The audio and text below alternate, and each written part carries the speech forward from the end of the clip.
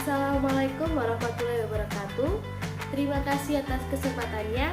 Perkenalkan, nama saya Fergisa Lia Trenggono dengan NIM 2017-310412. Di sini saya akan menjelaskan kode etik profesi akuntan publik dari Institut Akuntansi Publik Indonesia atau IAPI 2010. Untuk menyusun dan mengembangkan standar profesi dan kode etik profesi akuntan publik yang berkualitas serta mengacu pada standar internasional, maka Institut Akuntan Publik Indonesia atau IAPI telah memberikan tanggung jawab kepada Dewan Standar Profesional Akuntan Publik periode 2007 sampai 2008 untuk mengembangkan dan menetapkan suatu standar profesi dan kode etik profesi yang berkualitas serta berlaku bagi profesi akuntan publik di Indonesia. Setiap praktisi akuntan publik di Indonesia wajib mematuhi dan menerapkan seluruh prinsip dasar dan aturan etika profesi yang diatur dalam kode etik ini, kecuali bila prinsip dasar dan aturan etika profesi yang diatur oleh perundang-undangan, ketentuan hukum, atau peraturan lainnya yang berlaku ternyata berbeda dari kode etik ini. Dalam kondisi tersebut, seluruh prinsip dasar dan aturan etika profesi yang diatur dalam perundang-undangan, ketentuan hukum, atau peraturan lainnya yang berlaku tersebut yang wajib dipatuhi selain tetap mematuhi prinsip dasar dan aturan etika profesi lainnya yang diatur dalam kode etik ini. Selanjutnya, prinsip-prinsip aturan dasar etika profesi.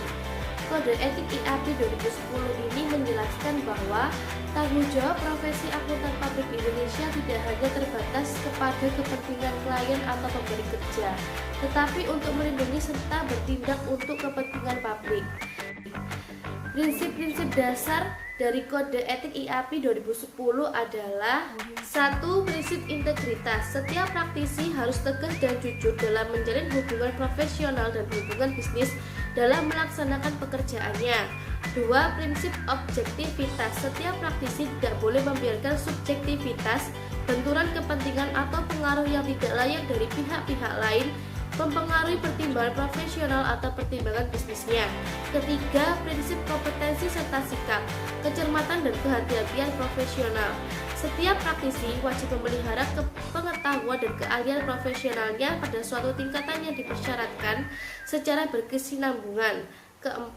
Prinsip kerahasiaan. Setiap praktisi wajib menjaga informasi yang diperoleh sebagai hasil dari hubungan profesional dan hubungan bisnisnya, serta tidak boleh mengungkapkan informasi tersebut kepada pihak ketiga tanpa persetujuan dari klien atau pemberi kerja, kecuali jika terdapat kewajiban untuk mengungkapkan sesuai dengan ketentuan hukum dan peraturan lainnya yang berlaku. 5. Prinsip perilaku profesional. Setiap praktisi wajib mematuhi hukum dan peraturan yang berlaku dan harus menghindari semua tindakan yang dapat mendiskreditkan profesi. Selanjutnya, pendekatan kerangka konseptual. Kode etik IAPI 2010 menjelaskan bahwa kode etik IAPI ini memberikan suatu kerangka untuk membantu praktisi dalam mengidentifikasi, mengevaluasi, dan menanggapi ancaman terhadap kepatuhan pada prinsip dasar etika profesi. Jika ancaman tersebut signifikan, maka pencegahan yang tepat harus dipertimbangkan dan diterapkan untuk menghilangkan ancaman tersebut atau menguranginya ke tingkat yang dapat diterima, sehingga kepatuhan terhadap prinsip dasar dari etika profesi tetap terjaga. Lebih lanjut, kode etik IAPI 2010 meminta agar setiap praktisi harus mengevaluasi setiap ancaman terhadap kepatuhan pada prinsip dasar etika profesi ketika ia mengetahui atau seharusnya dapat mengetahui keadaan atau hubungan yang dapat mengakibatkan pelanggaran terhadap prinsip dasar etika profesi. Praktisi mungkin saja melanggar suatu ketentuan kode etik secara tidak sengaja, tergantung dari sifat signifikasinya. Pelanggaran tersebut mungkin saja tidak mengurangi kepatuhan pada prinsip dasar etika profesi jika pelanggaran tersebut dapat dikoreksi secara mungkin ketika ditemukan dan pencegahan yang tepat telah diterapkan. Selanjutnya, ancaman dan pencegahan. Kode etik IAPI 2012 menjelaskan bahwa kepatuhan pada prinsip dasar etika profesi dapat terancam oleh berbagai situasi. Ancaman tersebut dapat diklasifikasikan sebagai berikut. 1. Ancaman kepentingan pribadi, yaitu ancaman yang terjadi sebagai akibat dari kepentingan keuangan maupun kepentingan lainnya dari praktisi maupun anggota keluarga langsung atau keluarga dekat dari praktisi. 2. Ancaman telaah pribadi, yaitu ancaman yang terjadi ketika pertimbangan yang diberikan sebelumnya harus dievaluasi kembali oleh praktisi yang bertanggung jawab atas pertimbangan tersebut. 3. Ancaman advokasi, yaitu ancaman yang terjadi ketika praktisi menyatakan sikap atau pendapat mengenai suatu hal yang dapat mengurangi objektivitas selanjutnya dari praktisi tersebut. 4. Ancaman kedekatan, yaitu ancaman yang terjadi ketika praktisi terlalu bersimpati terhadap kepentingan pihak lain sebagai akibat dari kedekatan hubungannya. 5. Ancaman intimidasi, yaitu ancaman yang terjadi ketika praktisi dihalang untuk bertindak objektif. Lebih lanjut, Kode Etik IAPI 2010 menyatakan bahwa pencegahan yang dapat menghilangkan ancaman tersebut atau menguranginya ke tingkat yang dapat diterima dapat diklasifikasikan sebagai berikut.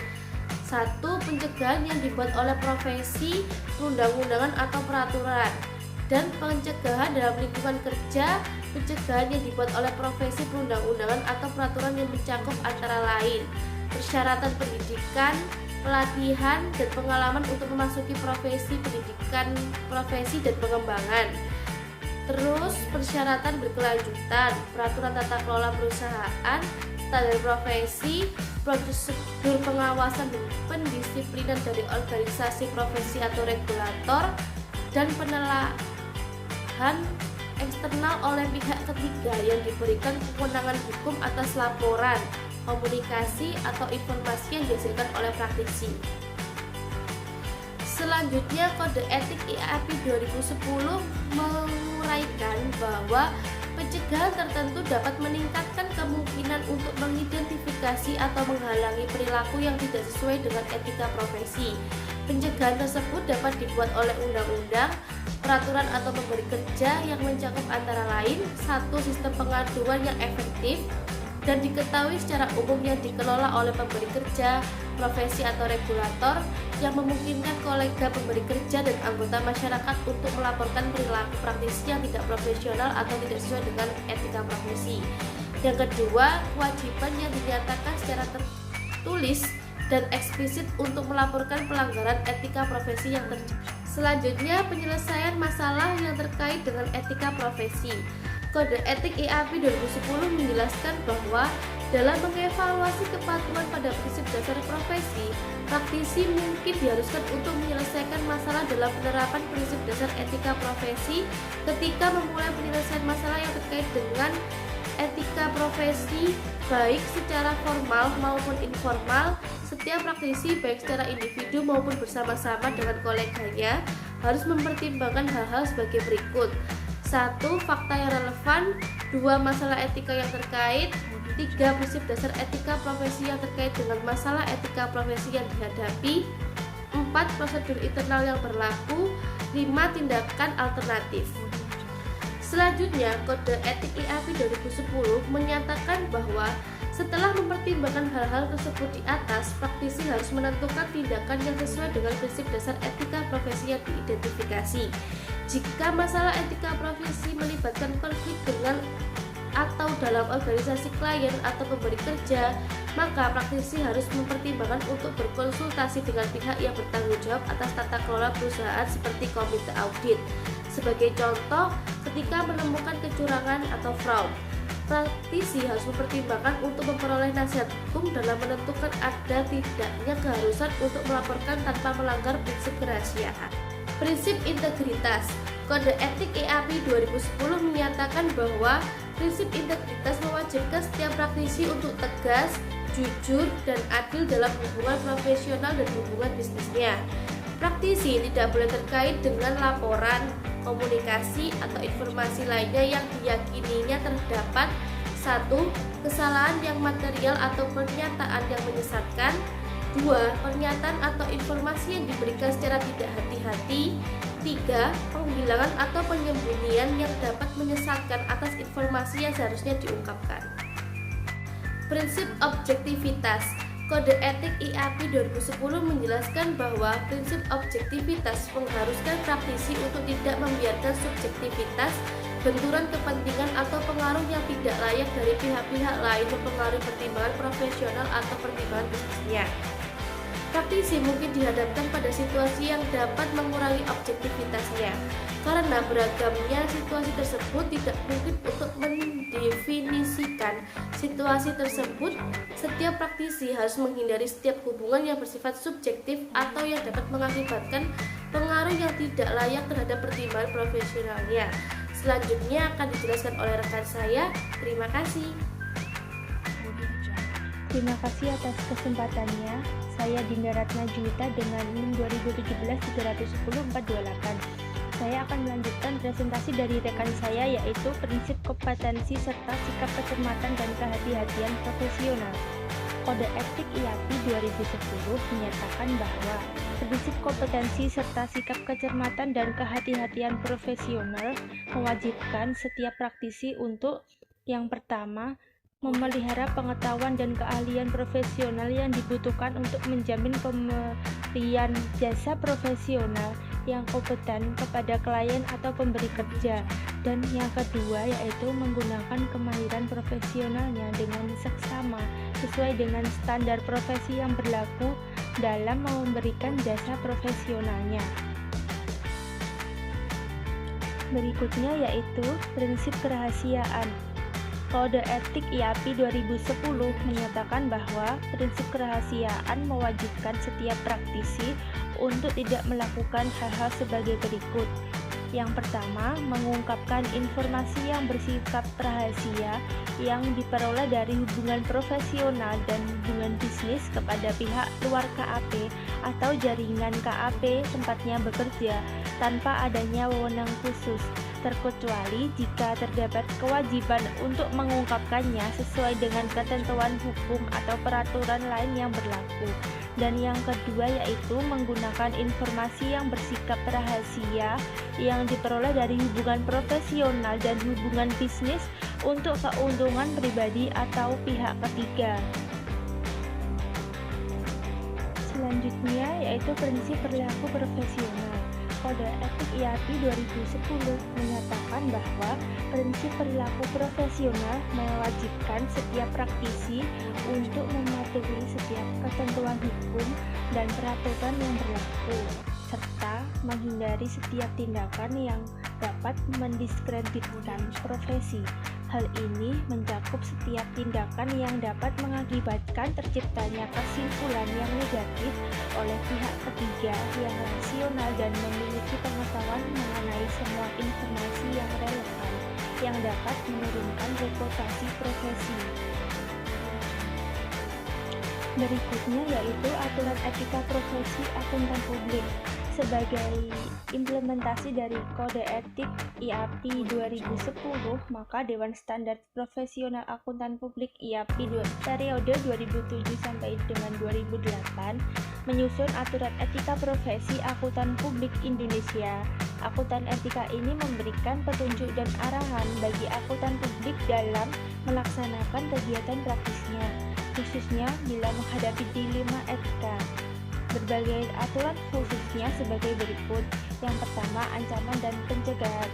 Kepatuhan pada prinsip dasar etika profesi dapat terancam oleh berbagai situasi.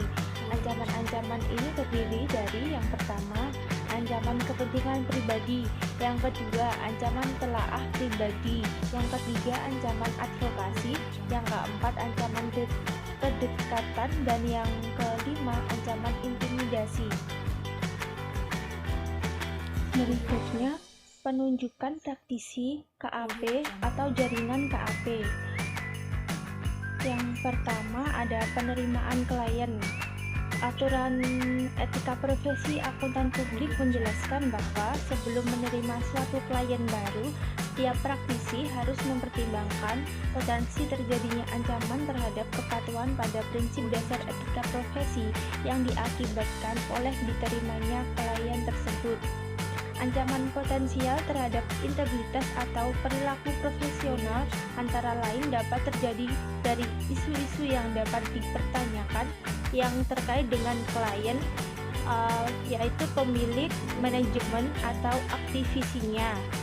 Pencegahan yang tepat mencakup antara lain yang pertama, memperoleh pemahaman tentang klien, pemilik, manajer, serta pihak yang bertanggung jawab atas tata kelola dan kegiatan bisnis perusahaan. Atau yang kedua, memastikan adanya komitmen dari klien untuk meningkatkan praktik tata kelola perusahaan atau pengendalian internalnya. Berikutnya ada penerimaan perikatan. Aturan etika profesi akuntan publik menyatakan bahwa setiap praktisi hanya boleh memberikan jasa profesionalnya jika memiliki kompetensi untuk melaksanakan perikatan tersebut. Sebelum menerima perikatan, setiap praktisi harus mempertimbangkan setiap ancaman terhadap kepatuhan pada prinsip dasar etika profesi yang dapat terjadi dan diterimanya perikatan tersebut.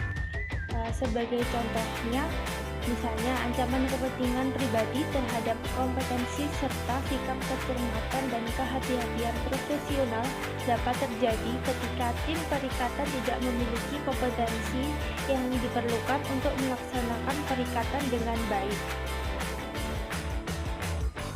Dan yang ketiga, yang terakhir, yaitu perubahan dalam menunjukkan praktisi KAP atau jaringan KAP.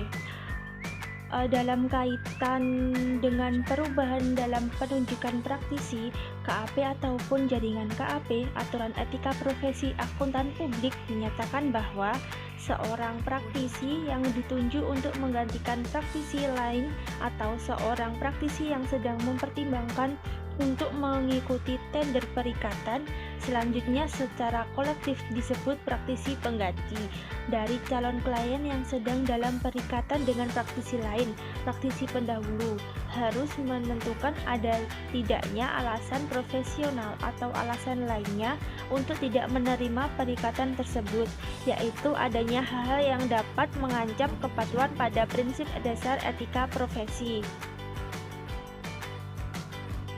Terima kasih atas kesempatannya. Saya Ade Puja Hermadani, NIM 2017-310454, akan melanjutkan presentasi dari rekan saya, yaitu mengenai benturan kepentingan.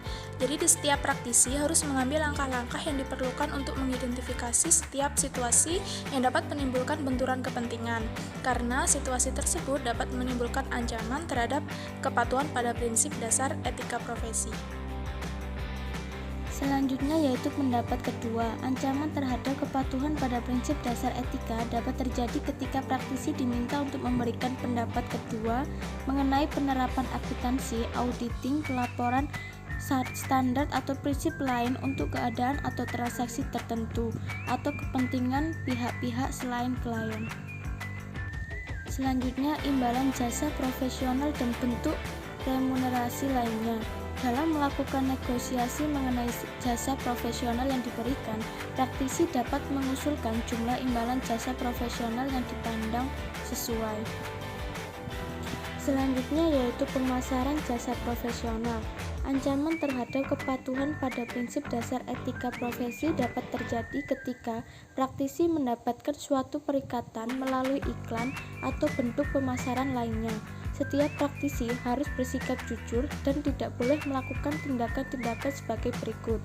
Yang pertama, membuat pernyataan yang berlebihan mengenai jasa profesional yang dapat diberikan, kualifikasi yang dimiliki, atau pengalaman yang telah diperoleh. Dan yang kedua, membuat pernyataan yang merendahkan atau melakukan perbandingan yang tidak didukung bukti terhadap hasil pekerjaan praktisi lain. Dan selanjutnya yaitu penerimaan hadiah atau bentuk keramah tamahan lainnya. Penerimaan pemberian suatu bentuk keramah tamahan dapat menimbulkan ancaman terhadap kepatuhan pada prinsip dasar etika profesi.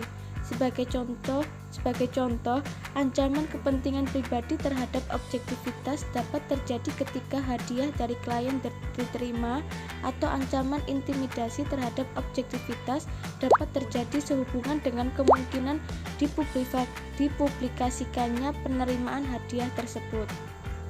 Selanjutnya akan dijelaskan oleh rekan saya. Terima kasih. Terima kasih atas kesempatannya. saya dosen Darmana Dewi dengan NIM 2017-10-456. Di sini saya akan melanjutkan presentasi dari rekan saya, yaitu mengenai penyimpanan aset milik klien. Untuk yang pertama yaitu aturan etika profesi akuntan publik menyatakan bahwa setiap praktisi tidak boleh mengambil tanggung jawab penyimpanan uang atau aset lainnya milik klien, kecuali jika diperbolehkan oleh ketentuan hukum yang berlaku, dan jika demikian, praktisi wajib menyimpan aset tersebut sesuai dengan ketentuan hukum yang berlaku. Untuk yang kedua, praktisi yang dipercaya untuk menyimpan uang atau aset lainnya milik pihak lain harus melakukan pencegahan sebagai berikut. Yang pertama yaitu menyimpan aset tersebut secara terpisah dari aset KAP atau jaringan KAP atau aset pribadinya. Dan yang kedua, menggunakan aset tersebut hanya untuk tujuan yang telah ditetapkan. Yang ketiga, setiap saat siap mempertanggungjawabkan aset tersebut kepada individu yang berhak atas aset tersebut, termasuk seluruh penghasilan, dividen, atau ketentuan yang dihasilkan dari aset tersebut. Dan yang terakhir yaitu mematuhi semua ketentuan hukum dan peraturan yang berlaku sehubungan dengan penyimpanan dan pertanggungjawaban aset tersebut. Selanjutnya yaitu objektivitas semua jasa profesional. Aturan etika profesi akuntan publik menyatakan bahwa dalam memberikan jasa profesionalnya, setiap praktisi harus mempertimbangkan ada tidaknya ancaman terhadap kepatuhan pada prinsip dasar objektivitas yang dapat terjadi dari adanya kepentingan dalam atau hubungan dengan klien maupun direktur, pejabat, atau karyawannya. Sebagai contoh, ancaman kedekatan terhadap kepatuhan pada prinsip dasar objektivitas dapat terjadi dari hubungan keluarga, hubungan kedekatan pribadi, atau hubungan bisnis. Selanjutnya yaitu independensi. Independensi merupakan materi yang sangat penting, namun mengingat materi independensi itu sangat luas dan kompleks, maka pembahasan independensi pada Kode Etik Akuntan Publik 2010 akan dibahas dalam buku tersendiri bersama dengan CEPA 2012. Kandungan dari independensi pada Kode Etik Akuntan Publik 2010 ini sama dengan pada CEPA 2012 in Public Practice. Selanjutnya yaitu pembandingan CEPA 2012 in Public Practice dengan Kode Etik IAPI 2010. Kita telah menguraikan secara rinci CEPA 2012 in Public Practice untuk akuntan publik dan Kode Etik Institut Akuntan Publik 2010. Dari kedua uraian tersebut tampak jelas bahwa Kode Etik IAPI 2010 tersebut mengacu pada CEPA in Public Practice dari periode sebelum 2012. Praktik tidak ada perbedaan. Hal ini memang sesuai dengan kehendak International Federation of Accountants atau IFAC agar ketentuan dan kode etik yang diterbitkan oleh International Federation of Accountants dapat diadopsi oleh anggota federasi akuntan tersebut, termasuk di Indonesia. Selanjutnya, penerapan etika auditor eksternal. Secara teoritis, kode etik auditor eksternal telah dapat menjadi sarana atau pegangan dan pedoman bagi para auditor eksternal dalam melaksanakan tugas profesionalnya. Namun, dalam penerapannya masih ada beberapa aturan yang perlu diperbaiki. Orin 2008 menyatakan bahwa Sarbanes-Oxley Act sebagai sarana utama di dalam tata kelola perusahaan dan auditor eksternal, khususnya di US. Ternyata belum cukup dapat mengatur perilaku auditor eksternal di USA secara signifikan. Lebih lanjut, dia menjelaskan bahwa SOX belum cukup mengatur rotasi auditor eksternal maupun kantor akuntan publik dalam menjalankan tugas profesionalnya. Dinyatakan bahwa SOX belum cukup mengatur tentang independensi dari auditor eksternal dalam melaksanakan tugas profesinya. Untuk kesimpulan, poin yang pertama yaitu sebagai salah satu unsur dari profesi akuntan, maka seorang auditor eksternal atau independen perlu memahami serta menerapkan etika serta kode etik dari auditor eksternal. Pemahaman serta penerapan etika ini penting karena tugas dan tanggung jawab seorang auditor eksternal atau independen adalah memberikan opini atau pendapat atas laporan keuangan yang disusun oleh suatu organisasi. Pemberian opini atau pendapat yang tidak benar akan menurunkan kredibilitas dari profesi auditor eksternal. Poin yang kedua, bab ini menjelaskan prinsip dasar serta kode etik yang disusun oleh IFAC in Public Practice serta kode etik yang dibuat oleh IAPI. Pada dasarnya, kode etik yang disusun oleh IAPI setelah mengacu pada kode etik yang disusun oleh IAFC in Public Practice, termasuk ancaman dan pencegahan yang dihadapi oleh seorang auditor eksternal. Selanjutnya kasus dengan judul faktor-faktor yang berpengaruh terhadap perilaku disfungsional auditor. Studi pada kantor akuntan publik di Jawa Timur, Wilopo 2006.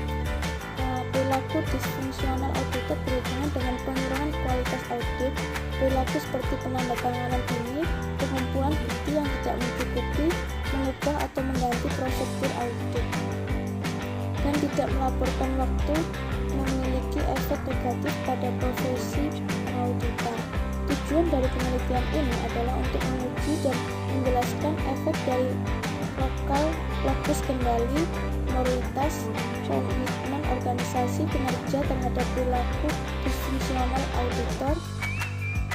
Kuesioner digunakan untuk mengumpulkan data. Populasi penelitian adalah auditor di Jawa Timur. Sampel penelitian berjumlah 72 auditor, dan untuk hasil penelitian menunjukkan bahwa locus of control dari kinerja auditor berpengaruh signifikan terhadap perilaku disfungsional auditor. Tetapi penelitian menunjukkan bahwa moralitas auditor tidak mempengaruhi perilaku disfungsional auditor.